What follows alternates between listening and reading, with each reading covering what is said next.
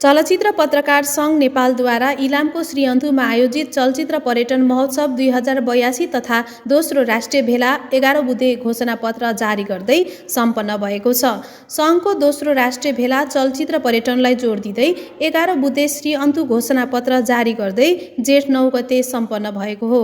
घोषणापत्रमा Nepali cinema बजारको अध्ययन, अनुसन्धान, व्यवस्थापन र विस्तारका लागि विभिन्न कार्यक्रम सञ्चालन गर्न माग गरिएको छ। साथै नेपाली सिनेमा बजार को विस्तारका लागि निरन्तर योगदान गरिरहेका व्यक्ति तथा संस्थासँग सहकार्य समन्वय गरी प्रोत्साहन र प्रवर्धनका लागि पनि आग्रह गरिएको छ। अनलाइन पत्रिका तथा बिट पत्रकारितालाई पनि कल्याणकारी विज्ञापनमा समेट्न माग गर्दै सङ्घले आफ्नो सदस्यलाई पेशागत सुरक्षा भत्ता मासिक रूपमा उपलब्ध गराएको र आफ्नै पहलमा कल्याणकारी कोष खडा गर्ने योजना गरेको पनि घोषणापत्रमा उल्लेख छ। साथै कल्याणकारी कोष शीर्षकमा नेपाल पत्रकार महासङ्घलाई बुझाउँदै आएको शुल्क अब आफ्नै कल्याणकारी कोषमा जम्मा गर्ने निर्णय पनि भेलाले गरेको छ। विधागत पत्रकारिताको समस्या सम्बोधन गरी यसको संरक्षण र प्रवर्धनका लागि विशेष योजना बनाउन सङ्घले माग गरेको छ भने श्रमजीवी पत्रकार ऐनको पूर्ण कार्यान्वयन पनि माग गरिएको छ। इलामका स्थानीय तहमा चलचित्र र पर्यटन विकास विस्तारका लागि कार्ययोजना बनाएर अघि बढ्न माग गर्दछ। घोषणापत्रमा उल्लेख छ, सूर्योदय नगरपालिका भारतीय सीमासँग जोडिएको स्मरण गराउँदै केही भूभागमा दुई मुलुकबीच आवत जावत असहज भएकाले सहज हुने वातावरण निर्माणका लागि जोरदार माग गर्दछ।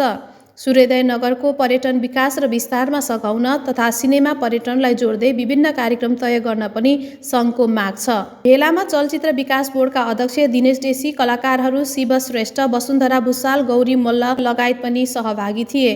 चलचित्र पत्रकार सङ्घ कोशीको संयोजन सङ्घको शाखाहरू इलाम, झापा, सुनसरी, मोरङको व्यवस्थापनमा जेठ 7 गते औपचारिक रूपमा उद्घाटन भयो। 9 गतेसम्म इलामको श्रीअन्तु फिक्कल इलाम बजारमा सञ्चालित उक्त महोत्सव अन्तर्गतका कार्यक्रमहरू राष्ट्रिय चलचित्र पत्रकारिता दिवस, सङ्घको 26औं वार्षिक उत्सव, दोस्रो राष्ट्रिय भेला र चलचित्र पत्रकारिता कार्यशालाका विभिन्न सत्रहरू सञ्चालन गरिएका थिए, जसमा पहिलो दिन नेपाली चलचित्र र पत्रकारिताको सम्बन्ध र अवस्था विषयक कार्यशाला गरिएको थियो, जसमा चलचित्र विकास बोर्डका अध्यक्ष दिनेश डेसी, अभिनेत्री गौरी मल्ल, वसुन्धरा भुसाल, निर्देशक निर्माता मोहन निरौला, जनकदीप पराजुली, शान्तिप्रिय लगायतले विचार राखेका थिए। कार्यक्रमको सञ्चालन विष्णु सुवेदीले गरेका थिए।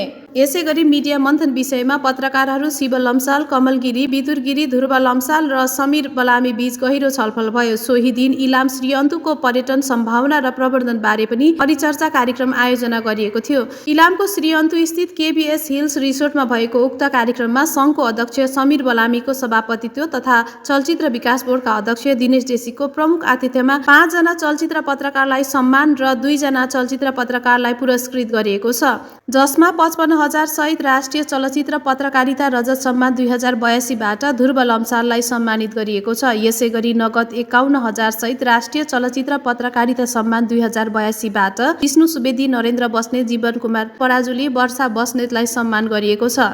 यसैगरी नगद 25,000 सहित राष्ट्रिय चलचित्र पत्रकारिता पुरस्कार 2082 बाट तुलसी प्रसाद निरौला र राष्ट्रिय चलचित्र पत्रकारिता प्रोत्साहन पुरस्कार 2082 बाट रश्मि थापालाई पुरस्कृत गरिएको छ।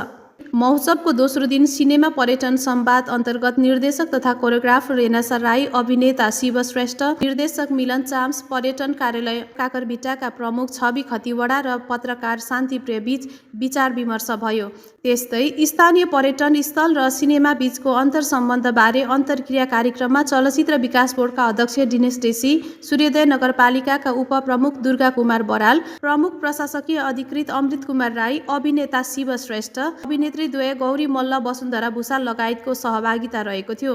विविध कार्यक्रमका साथ सञ्चालित महोत्सवको अन्तिम तेस्रो दिन राष्ट्रिय भेलाबाट 11 बुँदे श्रीअन्तु घोषणापत्र जारी गर्दै चलचित्र पर्यटन महोत्सव 2082 तथा राष्ट्रिय भेला समापन भएको हो।